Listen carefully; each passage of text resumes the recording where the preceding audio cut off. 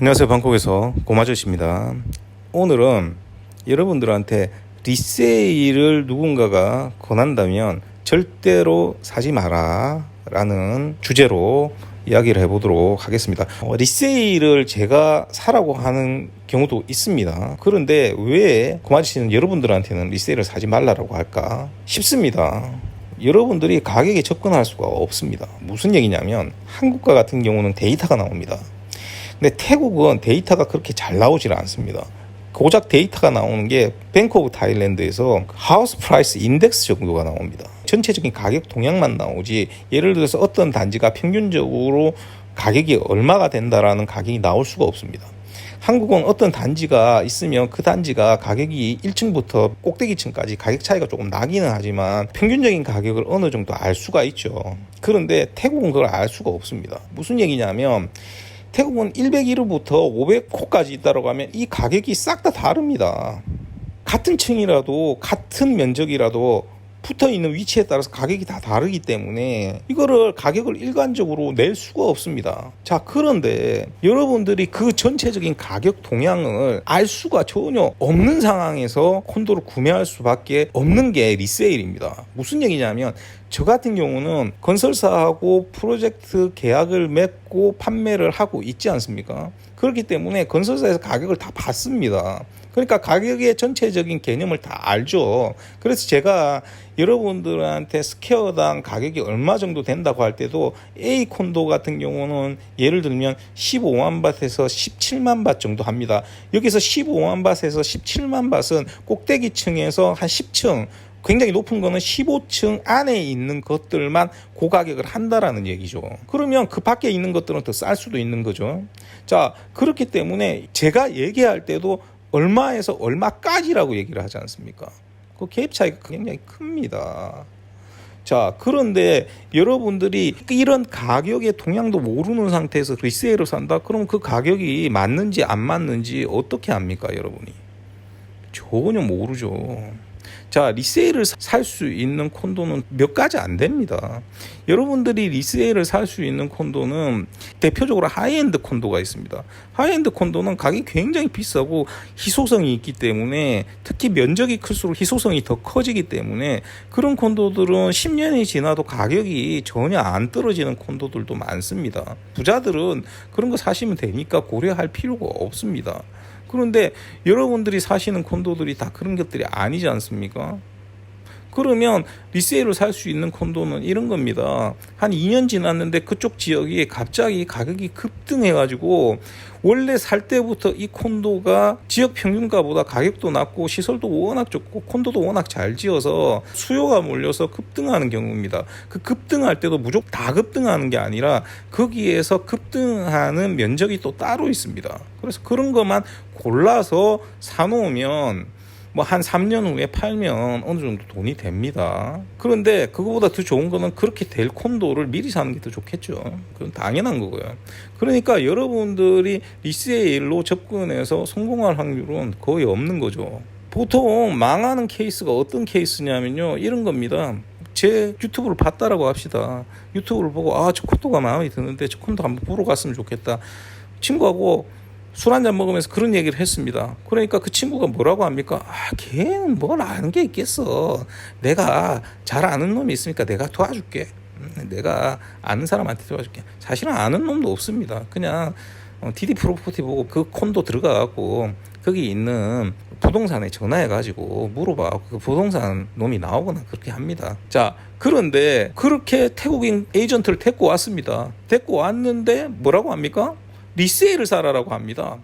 그것도 방금 막 지어놓은 콘도에 갔는데 리세일을 사라고 하면 그 리세일을 사야 되는 겁니까? 사지 말아야 되는 겁니까? 제일 큰 거짓말이 뭐냐면요, 콘도를 다 지어놨다고 가가지고 이 콘도 다 팔려서 무조건 리세일을 사야 된다 이렇게 얘기하는 사람이 있으면 그 사람은 그냥 사기꾼입니다. 한국적으로 생각하시면 안 됩니다. 여기는 위층부터 조망 제일 좋고 제일 가치 있는 것부터 나가고요, 저층은요 1년 지나도 안 나가는 것은 늘렸습니다.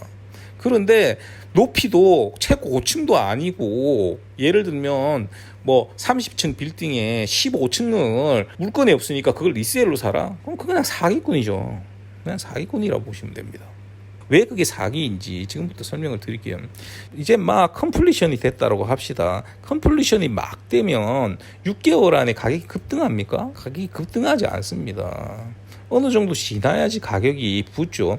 가격이 급등한다 하더라도 그게 붙는 게 어마어마하지 않습니다. 뭐 예를 들어서 여러분들이 3억짜리 샀는데 가격이 급등한다고 해봐야 10% 올랐다고 해봐야 3천만 원 오르는 겁니다. 자, 그런데 판매를 한다라고 생각을 해봅시다. 이 사람이 막 처음에 사가지고 판매를 하면 손해보고 팔겠습니까? 거기도 가격이 막 오르고 있는 콘도인데 왜 손해를 보고 팝니까? 그러면 판매를 하면 이 사람이 뭘 지불해야 됩니까? 커미션 지불해야 되죠. 태국은 판매하는 사람이 커미션을 다 냅니다. 그러면 커미션이 기본적으로 3%입니다. 그러면 가격에 3%가 플러스 되어 있는 거죠. 또 그리고 또 뭐 내야 됩니까? 취득세 1% 또 내야 됩니다. 왜? 매수자고 매도자 1%씩 내니까. 그렇죠. 또 그 다음에 또 뭐 내야 됩니까? 3.3%를 비롯한 판매할 때 내야 되는 세금을 또 내야 됩니다. 판매를 바로 하게 되면 이 사람은 그 부분들을 전부 다 정가해서 팔아야 됩니다. 그 다음에 또 남겨야 되죠. 10%로 되겠습니까? 안 되죠. 그런데 무슨 리세일을 팝니까? 사는 순간 손해가 막 심하게 되는 겁니다. 지인이든 태국인이든 누구든 막 지어진 콘도에 가가지고 그 콘도 보고 리세일 사라고 하면 그 사람 사기꾼입니다. 또 그 다음에 전형적인 사기가 뭐냐 하면 분양권 사라는 사람도 사기꾼입니다. 그리고 태국인 명의로 사라는 사람도 사기꾼입니다. 여러분들이 이 부분을 잘 아셔야 됩니다. 가격 접근을 아무도 할 수 있는 사람이 없지 않습니까? 왜 이 사람들이 분양을 하고 있는 거 건설사에서 사도 되는 거를 왜 리세일하는지 지금부터 설명을 드리면요. 태국은 개인이 아무나 건설사의 물건을 판매를 할 수가 없습니다. 건설사하고 계약하는 건요, 개인이 계약하는 게 아니고 법인이 계약을 하게 되는 겁니다. 그러면 법인을 가지고 있지 않은 사람들은 어떻게 됩니까? 계약을 못 하는 거죠. 근데 제가 저번에 태국 에이전트들이 어떻게 활동을 하는지 가르쳐 드렸지 않습니까? 쉽게 얘기를 하면 DD 프로퍼티에 올라오는 물건들 같은 경우에는 어떻게 되냐면 이 개별 에이전트들이 잡아오는 겁니다. 그럼 큰 에이전시에서 안에 직원도 있지만 대부분 그 에이전트에서 광고만 해주고 광고를 해주는 겁니다. 그냥 이 에이전시에 소속돼서 따로 활동하는 에이전트들이 어마어마하게 많습니다. 우리가 임대 같은 거 받을 때 전화해보면 교환원이 받아가지고 물건이 있는지 확인을 하고 연락드리겠다고 합니다. 그러면 실제 에이전트한테 연락이 옵니다. 실제 에이전트가 뭐라고 합니까? 그 물건은 없고요. 한 2,000바 비싼 거 있는데 이거 보실래요? 이렇게 합니다. 그런 개념으로 돼 있죠. 그런데 이 에이전시가 리세일을 전문적으로 하는 에이전시라 이 콘도하고 판매 계약이 안 돼 있다라고 하면 팔 수가 있습니까? 가격에 접근을 할 수가 있습니까? 없죠. 그러니까 뭘 팝니까? 리세일을 파는 겁니다. 그리고 여러분들이 굉장히 대착각하는 경우가 생기는데 워크인을 하면 굉장히 좋을 것 같지만 워크인을 하면 굉장히 좋지 않습니다. 워크인을 하게 되면 당연히 안 팔리는 것부터 여러분들한테 팔려고 노력을 합니다. 왜? 거기에 있는 직원들은 대행회사 직원들이거나 아니면 건설사의 자회사 에이전트들이기 때문에 그 에이전트들이 여러분들한테 당연히 낮은 층에 안 팔리는 것부터 여러분들한테 제안을 하게 됩니다. 실제로 저희도 있죠. 판매 계약을 할 때 처음 거래를 하는 담당자나 회사 같은 경우는 가격을 달라고 하면 저층을 주는 경우가 굉장히 많습니다. 왜? 저층부터 팔아야 되니까요. 그러면 제가 저층은 안 판다, 고층을 달라 해서 따로 받거든요. 저한테도 그렇게 처음에 접근을 하기 때문에 여러분들한테는 무조건 안 팔리는 저층부터, 특히 외국인은 저층부터 팔려고 노력을 할 수밖에 없습니다. 구조상. 그래서 이런 것들은 여러분들이 전혀 알 수가 없는 겁니다. 그래서 제가 영상을 올리고 나면 건설사에서 한국 사람이 왔다 갔다 하는 내용이 한 번씩 옵니다. 그러면 자기네들은 기분이 좋죠. 홍보를 해줬으니까. 제가 생각할 때 어떠냐면 참 한심하죠. 그분들. 그렇게 해갖고 잘못 사면 본인만 욕먹으면 상관없는데 제 욕까지 합니다. 저한테 사라고 했지 제가 자기 혼자 가서 사라고 한 건 아니지 않습니까? 그래서 콘도 영상을 올리는 게 옳은지 좀 딜레마가 조금 있습니다.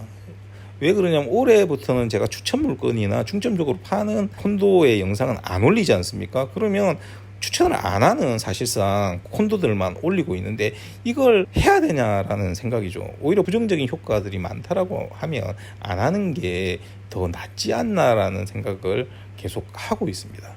자, 그런 의미에서 오늘은 막 분양된 콘도에 가서 리세일을 왜 하면 안 되는지, 그리고 근본적으로 리세일을 여러분들이 왜 하면 안 되는지에 대해서 오늘 알려드렸습니다. 다음 주는 제가 그런 의미에서 또 왜 가격이 싼 콘도들이 있죠, 이런 것들을 더 엄밀하게 보지 않으면 실패할 수밖에 없는지. 한국 사람들이 실패를 많이 하는 가격이 싼 콘도들을 많이 사거든요, 변두리에. 그러면 그 콘도들은 실패할 확률이 굉장히 높습니다. 그래서 제가 가격 싼 콘도들을 여러분들한테 런칭을 할 때 어마어마하게 신경을 많이 쓰지 않습니까? 단순히 한 1,000만 원 차이 가지고도 제가 하냐 안 하냐 결정을 하거든요. 왜 그런 결정을 할 수밖에 없는지에 대해서 다음 주에 한번 알려드리도록 하겠습니다. 사실 이런 게 훨씬 여러분들한테 도움이 됩니다. 그래서 이런 것들을 잘 들어주시길 부탁드리겠습니다. 자, 오늘도 들어주셔서 대단히 감사하고요. 이상 저는 방콕에서 공아저씨였습니다. 좋은 하루 되세요.